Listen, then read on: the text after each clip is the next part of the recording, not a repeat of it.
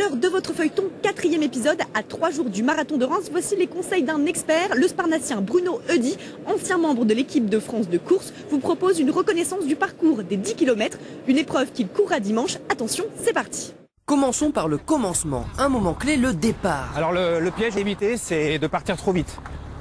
On est sur une route large, avec beaucoup de monde, les premiers coureurs vont partir à plus de 20 km/h, donc forcément, on va avoir tendance à suivre les autres, à partir trop vite et à se mettre en sur-régime. En fait, il faut essayer d'avoir l'impression de, non pas d'être très à l'aise, mais vraiment d'aller lentement. C'est un bon repère en fait. Si on se sent bien, si on a l'impression que tout va bien, c'est probablement qu'on va beaucoup trop vite.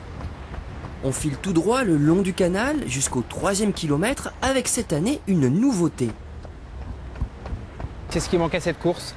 C'est un passage dans le centre-ville et devant justement un monument typique et historique de la ville. Donc je crois que c'est un vide qui est comblé et les coureurs vont prendre beaucoup de plaisir à parcourir cette rue et à voir devant eux un objet vraiment symbolique et typique de la ville de Reims.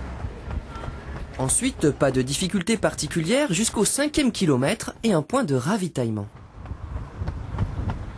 Les coureurs qui, eux, sont des joggers, ne sont pas des coureurs habitués, eux doivent s'arrêter impérativement, prendre le temps de s'hydrater. Pour les autres, on peut griller le ravitaillement ou prendre un gobelet au passage très vite et s'asperger. Sur ce 10 km, le plus dur sera la fin, avec une longue ligne droite le long du canal et un dernier kilomètre assassin.